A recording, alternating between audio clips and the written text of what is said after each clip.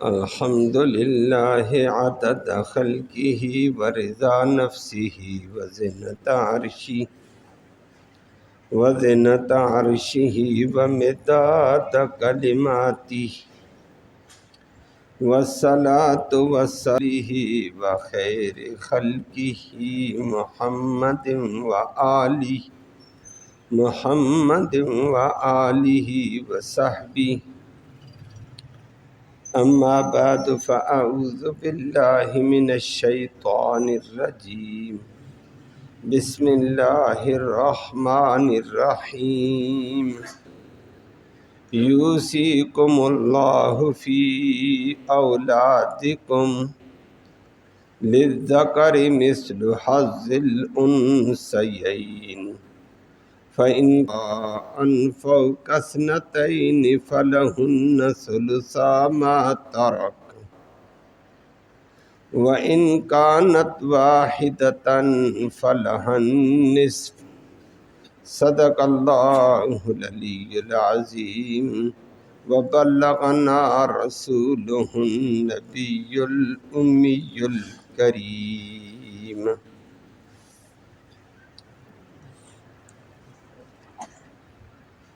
قابل صد تکریم معزز سامعین کرام،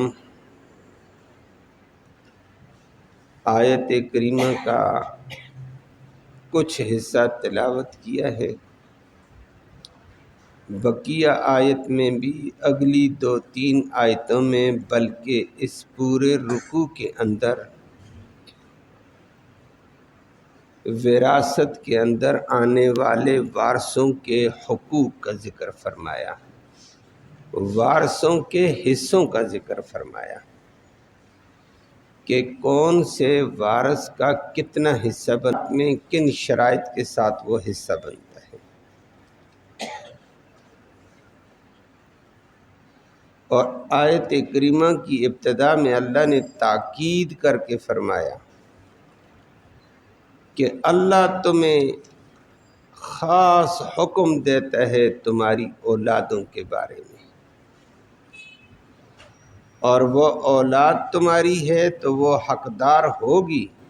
کتنی حقدار ہے؟ ساتھ فرما دیا، اگر اولاد میں لڑکا اور لڑکیاں ہیں تو لڑکا ڈبل حصہ لے گا اور بچی سنگل، 2 بچیوں کے برابر ایک بچے کو۔ اور اگر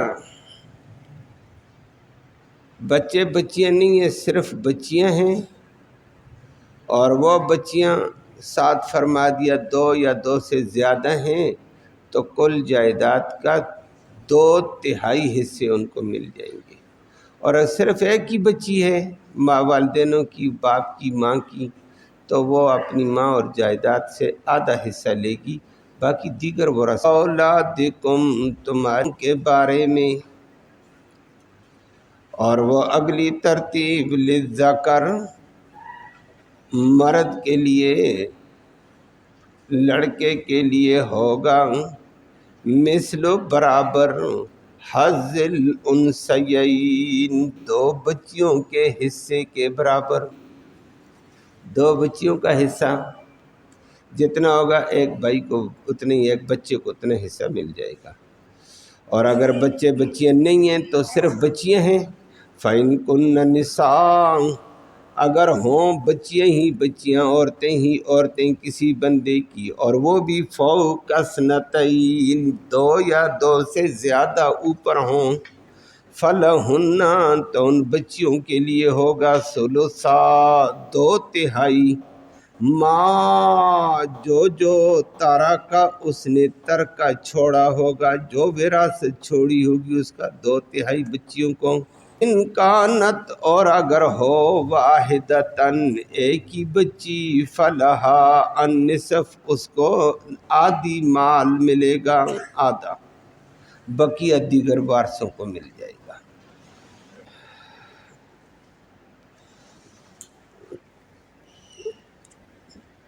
یہاں آیت کریمہ میں اللہ رب العالمین نے وارثوں کے حصوں کا ذکر فرمایا کہ کس وارث کو کتنا حصہ ملے گا، کب ملے گا۔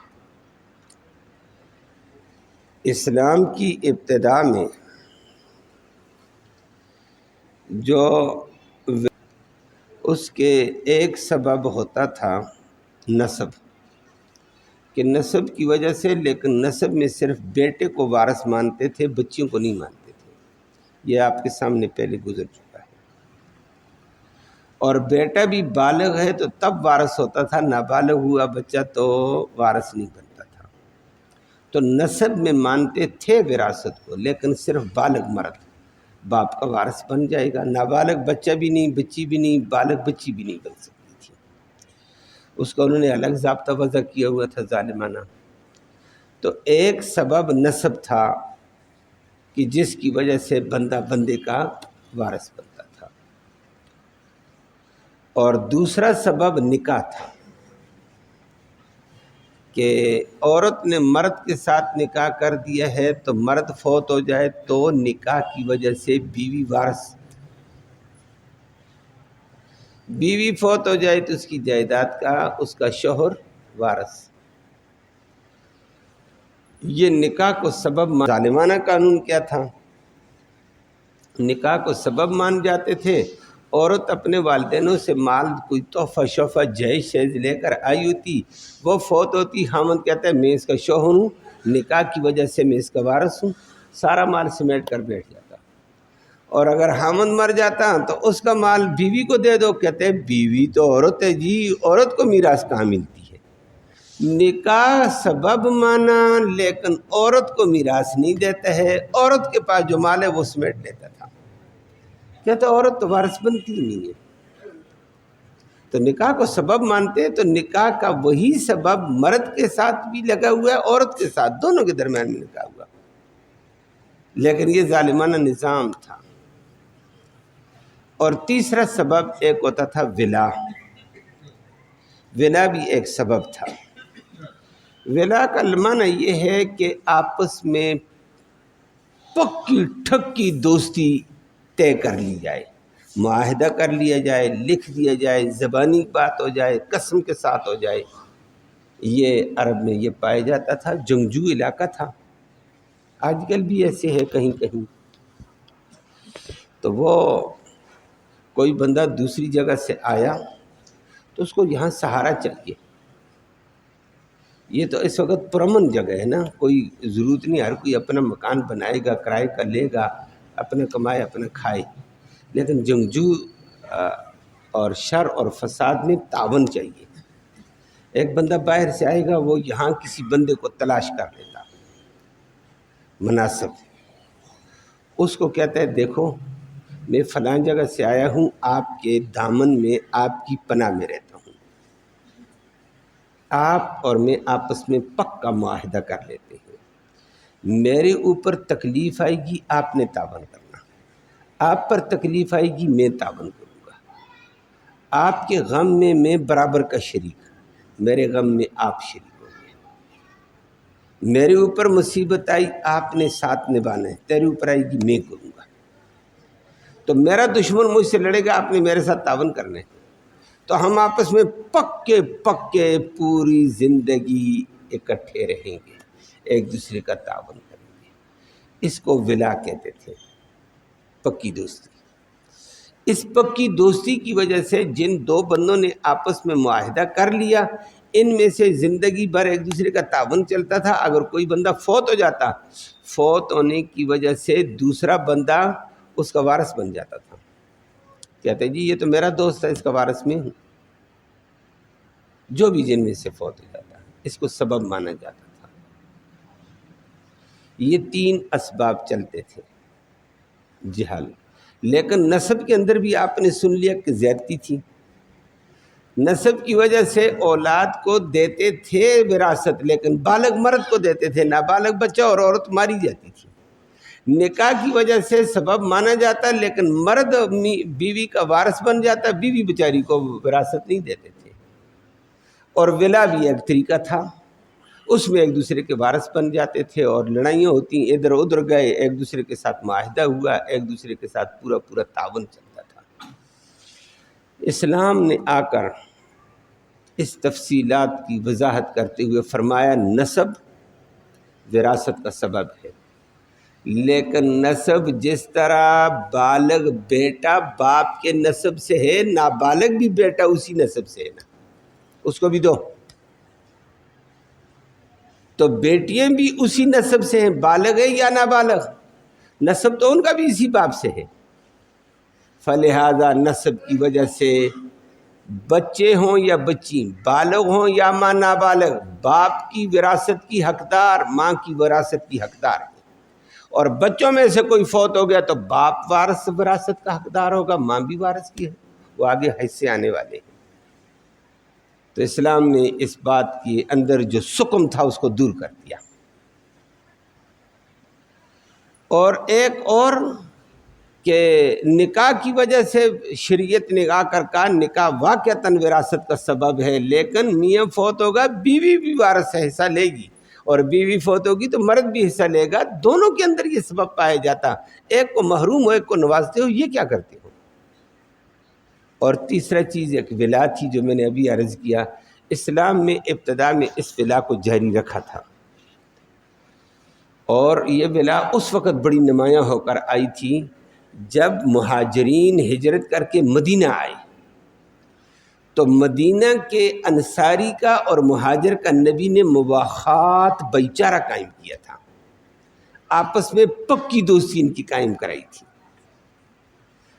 بھائی چارہ، بھائی بندی، اور روایات میں موجود ہے، حدیث کی کتابوں میں موجود ہے، یارث المہاجر الانصاریہ، یہ جو انصاری اور مہاجر نبی نے بھائی بنائے تھے، مہاجر اپنے انصاری بھائی کے فوت ہونے پر اس کا وارث بن جاتا تھا، وَيَرِثُ الْأَنصَارِيُّ الْمُهَاجِرَ، مہاجر کہ مہاجر فوت ہو جائے انصاری اس کا وارث بنتا تھا۔ یہ اسلام نے اس مواخات والے ولا والے سلسلے کو کچھ دن تک جاری رکھا تھا، یہ جاری تھا، بعد میں اللہ نے پھر اس کو ختم کر دیا ہے، اسلام قوت میں آ گیا، اب بھائی چارے کی ضرورت نہیں ہے، اسلام نے آ کر کہہ دیا وَأُولُو الْأَرْحَامِ بَعْضُهُمْ أَوْلَىٰ مِن بَعْضٍ، کہ رشتہ دار ایک دوسرے کے ساتھ قریبی تعلق ہوتا ہے، رشتہ داری کی بنیاد پر وراثت چلے گی، اب ولا کی وجہ سے نہیں چلے گی، یہ ولا والی بات ختم ہو گئی تھی۔ ہاں ایک اور ولا بھی ہے، وہ ولا چلی ہے، اس ولا میں بھی ایک طریقہ تھا ولائے عتاقہ، وہ نبی کریم صلی اللہ علیہ وسلم کے دور میں تھی، بعد کے دوروں میں تھی، آج کل ولائے عتاقہ نہیں ہے ہی نہیں دنیا میں اس وقت۔ ولائے عتاقہ یہ ہوتی تھی کہ غلامی کا دور تھا، غلام ہوتے تھے، باندیاں تھیں، غلام تھے، ایک آدمی کا غلام ہے، اس کو تعلیم دی، تربیت دی، تو ایک احسان یہ کہ اس نے کہا جا میں تجھے آزاد کرتا ہوں، آزاد، تو اس کو ولائے عتاقہ کہتے ہیں، یہ ایک دوسرے کے ساتھ ان کا عتاق کا رشتہ ہو جاتا تھا پکا۔ اب اگر آزاد کرنے والا فوت ہو گیا، اس کے رشتہ دار ہیں تو میراث ان کی، اگر کوئی رشتہ دار قریب اور بعید میں نہیں ہے، جو آزاد کیا ہوا اس کا غلام تھا وہ وارث ہوگا، اور یہی حال آزاد کیا ہوا غلام اگر فوت ہو گیا تو اس کا رشتہ دار ہے تو وہ وارث ہے، لیکن رشتہ دار تو نہیں ہے، وہ تو ہم نے برطانیہ سے پکڑ کر لایا تھا، روم سے پکڑ کر لایا، امریکہ سے پکڑ کر لایا، ادھر اس کا وراثت کہاں بھائی ہے، تو آزاد کرنے والا اس کا وارث ہوتا تھا، یہ چلتا تھا۔ لیکن اس وقت غلام ہیں ہی نہیں، ولائے عتاقہ کہاں سے آئے، اس وقت دنیا میں یہ سبب نہیں پایا جاتا، پوری دنیا میں نہیں پایا جاتا ہے، یہ ولائے عتاقہ چلی ہے۔ اور نبی کریم صلی اللہ علیہ وسلم کی حدیث میں آتا الولاء لمن آتق، ولا کا تعلق اور مالک وہ ہوگا جو آزاد کرتا ہے، اور اس کے واقعات بھی بڑے تفصیلی ہیں۔ ایک ولا اور ہوتی تھی، ولائے اسلام، اسلام نے اس کو برقرار رکھا، اور آج بھی یہ ہے، اگر ہوگا تو کبھی ہوتا بھی ہے، اب یہ پایا بھی جاتا ہے کہیں نہ کہیں،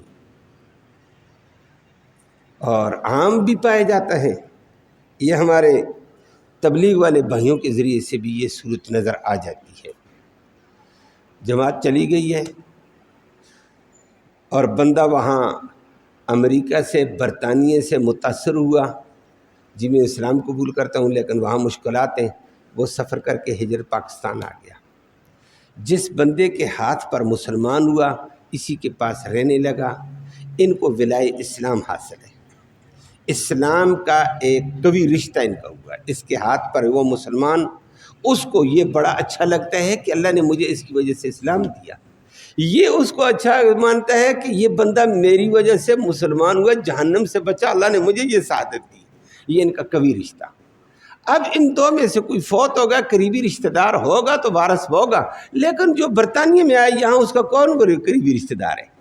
فوت ہوگا تو مال کہاں جائے گا؟ جس کے ہاتھ پر مسلمان ہوا یہ اس کا وارث ہے، یہی اس کا وارث ہے، اس کی ایک محنت ہے، اس کا ایک تعلق ہے، اس کا رشتہ ہے۔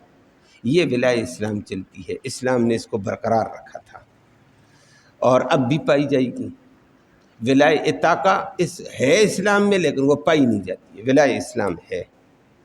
اور یہ اسباب تھے، اور کفر کے اندر ان اسباب کو گنجائش نہیں دی جاتی تھی، اسلام نے اور ایک اور سبب کفر کے اندر تھا، اسلام نے اس کو بھی مٹا دیا۔ وہ آج کل جہالت کے اندر پایا جاتا ہے، لیکن اسلام میں اس کی گنجائش نہیں ہے۔ وہ ہے تبنہ۔ تبنہ، کوئی بندہ کسی کو بیٹا کہہ دیتا ہے، بیٹی کہہ دیتا ہے، بیٹا کہہ کے گھر میں پالا ہے، بیٹی کہہ کے گھر میں پالا، تو یہ بندہ فوت ہوا تو کہتا ہے یہ بیٹی میں نے بنائی تھی، بیٹی وارث ہے جی، یہ بیٹا وارث ہے۔ عرب میں یہ بات پائی جاتی تھی، لیکن سورۃ احزاب میں آ کر اللہ رب العالمین نے اس سبب کو بھی رد کر دیا ہے کہ منہ بولا بیٹا حقیقی بیٹا نہیں ہے، یہ وارث نہیں ہے، اور منہ بولی بیٹی حقیقی بیٹی نہیں ہے، یہ وارثہ نہیں ہے۔ وارث حقیقی بیٹا اور حقیقی بیٹی ہوں گی۔ حقیقی بیٹا اگر وہ نہیں ہے تو کوئی بھائی وارث بنے گا، کوئی چچا بنے گا، ماموں بنے گا، چچا زاد بھائی وارث ہیں۔ یہ تو دور کے کسی بندے کو اس نے بیٹا اور بیٹی بنائی ہوئے ہیں، یہ نہیں چلے گا۔ اس سبب کو اللہ رب العالمین نے سورۃ احزاب میں ختم کر دیا۔ عرب میں یہ بات پائی جاتی تھی، اور میں نے عرض کیا آج بھی یہ زیادتی پائی جاتی، لوگ بیٹا بنا کر پال لیتے ہیں اور پھر اس کا نسب بھی اپنے ساتھ لکھ لیتے ہیں۔ اب نسب لکھا ہے تو پاکستانی قانون کے اندر تو وہ باپ بن گیا، تو اب وہ فوت ہو گیا تو وہ مکان کا مالک بن کر آئے گا، جائیداد کا مالک بن کر آئے گا۔ وہ تو کیس کر سکتا ہے وہ بچہ، جناب میری یہ ولدیت ثابت ہے، بے شک، اور نہیں ہے نہیں ہے نہیں ہے، اب نہیں کہاں ہوگا۔ یہ بڑی غلطی کی، غیر کے بچے کو اپنا بچہ لکھوایا، نسب بھی غلط ہوا، بعد میں رشتہ داروں کے حق بھی تلف ہوئے، بھائی کا حق تلف، بہن کا حق تلف، باپ موجود ہے اس کا حق تلف، ماں موجود ہے اس کا حق تلف، اور یہ بچہ منہ بولا بیٹا اس کا وارث بن کر آ گیا، سارا حق غلط لے کر چلا گیا ہے۔ اسلام نے اس کو ناجائز قرار دیا، لیکن آج کل یہ لوگ بچے پال لیتے ہیں، اور پالنے کے بعد یہ جہالت کے ساتھ اس کا نسب بھی غلط، اور یہ زیادتی بھی، وراثت میں بھی زیادتی۔ تیسری زیادتی ہوتی ہے کہ وہ بچہ بالغ ہو گیا تو وہ تو منہ بولا بیٹا حقیقی بیٹا نہیں، وہ محرم ہوتا ہی نہیں، اس گھر میں اس کو رہنا ہی جائز نہیں، اس ماں کے ساتھ، اس عورت کے ساتھ۔ اگر بچی پالی تو بچی مرد کے ساتھ نہیں چل سکتی ہے، وہ تو غیر محرم ہے۔ اور یہ رشتے بھی پھر غلط طریقے سے، گھر میں غیر محرم بچی ہے جی، وہ تو اپنی بچی نہیں ہے، پالی ہوئی بچی۔ ہاں یہ کبھی کبھی ہو جاتا ہے، بتیجی لے لی، بھانجی لے لی، تو وہ ٹھیک ہے، وہ تو ویسی بھی بچی ہوتی ہیں اپنی، وہ اپنی بچی کی طرح ہوتی ہے، وہ ٹھیک ہے۔ لیکن وراثت کے معاملے میں اس میں بھی لوگ غلطی کرتے رہتے ہیں۔ شریعت نے آ کر اس کی وضاحت کر کے آج کی آیت کریمہ میں چلتے ہوئے 2 رکوع میں وراثت کے ان اسباب کو ذکر کیا، اور ہر وارث کا حق بھی بتلا دیا کہ ہر وارث کو اتنا حق ملے گا۔ تم اپنی طرف سے نہ کہہ دینا جی باپ غریب ہے، بڈھا ہے، اس کو زیادہ دے دو، نہ زیادہ اور تھوڑے کو چھوڑو، رب بڑا رحیم ہے، جو حق وہ دے گیا وہی حق دو بس۔ کہ باپ کو کتنا حصہ ملے گا، ماں کو کتنا ملے گا، بیٹے کو کتنا ملے گا، بیوی کو کتنا ملے گا، بچیوں کو کتنا ملے گا، پوتیوں کو کتنا ملے گا، نواسیوں کو کتنا ملے گا، وہ تفصیل اللہ نے بیان کر دی ہے۔ فرمایا اسی تفصیل پہ رہنا ہے۔ اس کو ذوی الفروض کہا جاتا ہے، حق والوں کے حق اللہ نے مقرر کیے ہیں۔ اس رکوع کے اندر یہ تفصیل آئی ہے، اور ساتھ پھر اللہ نے فرمایا یوصیکم اللہ فی اولادکم، اللہ نے خاص حکم دیا ہے تمہیں تمہاری اولاد کی وراثت کے بارے میں، متبنہ کے بارے میں نہیں دیا، تمہاری ولا کے بارے میں نہیں دیا کہ ایک دوسرے سے معاہدے کرو اور ایک دوسرے کو وراثتیں دو۔ تمہاری اولاد کے ولادت کے رشتے میں دیا ہوا، جہاں ولادت کا رشتہ ہے تو اللہ وہاں حکم دے رہا ہے، تم نے اپنی طرف سے یہ احکام ادھر ادھر کیسے کیے ہیں؟ اور روایت میں آتا ہے، حضرت جابر رضی اللہ تعالیٰ عنہ خود اپنا واقعہ بیان کرتے ہیں۔ روایت لمبی ہے جس کا مختصر حصہ ہے، متعدد جگہوں روایتوں میں آیا ہوا ہے، مغازی میں بھی ہے، جہاد میں بھی ہے، کتاب التفسیر میں بھی روایتیں موجود، حدیث کی کتاب میں متعدد جگہوں میں ہیں۔ جابر رضی اللہ تعالیٰ فرماتے کہتے ہیں میں شدید بیمار ہو گیا، مرض تو فاشفیت، میں مریض ہوا اور میں مرگ کے قریب ہو گیا، مرنے کے قریب۔ تو نبی کریم صلی اللہ علیہ وسلم کو اطلاع ہوئی ہے، نبی کریم صلی اللہ علیہ وسلم میری عیادت کے لیے آئے۔ یہ صاحب صفہ کا طالب علم بھی تھا، نبی کا صحابی طالب علم بھی تھا، تو نبی عیادت کے لیے آ گئے اور کہتے ہیں میرا گھر مسجد نبوی سے، یہ قبیلہ بنو حارثہ میں رہتا تھا جہاں مسجد ذوالقبلتین تھی، اچھا خاصا فاصلہ ہے، اب تو شہر وہاں تک پھیل گیا، تو کہتے ہیں یہ 3-4 میل کے فاصلے پر۔ تو نبی کریم صلی اللہ علیہ وسلم نے دوپہر کو پڑھا کر طلباء کو فارغ ہوئے، کہا میں جابر کی عادت کے لیے جاتا ہوں، 7 صحابہ بھی آ گئے۔ جابر کہتے ہیں میں چارپائی سے اٹھ نہیں سکتا تھا، نبی کریم صلی اللہ علیہ وسلم آئے، میں یہ سمجھتا تھا کہ میں فوت ہو جاؤں گا۔ تو نبی کریم صلی اللہ علیہ وسلم میرے پاس آ کر بیٹھے، میں نے عرض کیا یا رسول اللہ آپ کے علم میں ہے شادی میں نے کر لی ہے، اولاد میری نہیں، تو اولاد تو حق ہوتی تو اس کے بارے میں سوچا جاتا، والدین بھی میرے نہیں ہیں، بہنیں میری ہیں 9 ہیں، میں اکلوتا بھائی، اور آپ کو پتہ میرا والد عبداللہ آپ کے ساتھ احد میں شہید ہو گیا، میری والدہ بھی فوت ہو گئی، تو میری جائیداد تو تھوڑی سی باپ کی طرف سے ملی ہوئی ہے، میرے پاس ہے، تو اس کو کیسے تقسیم کیا جائے گا؟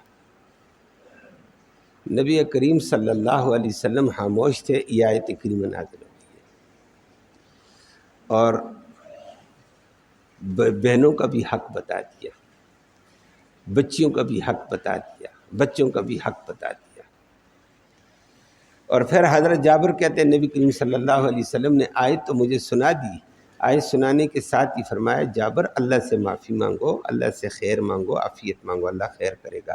اور پانی منگایا، نبی کریم صلی اللہ علیہ وسلم نے وضو کیا، چہرے پر پانی ڈالا، چہرے کا پانی نیچے پلیٹ میں، ہاتھوں کا پانی نیچے پلیٹ میں، وہ پاؤں کا پانی نیچے پلیٹ میں، وہی پانی نبی نے مجھے دیا، تھوڑا سا پی لو۔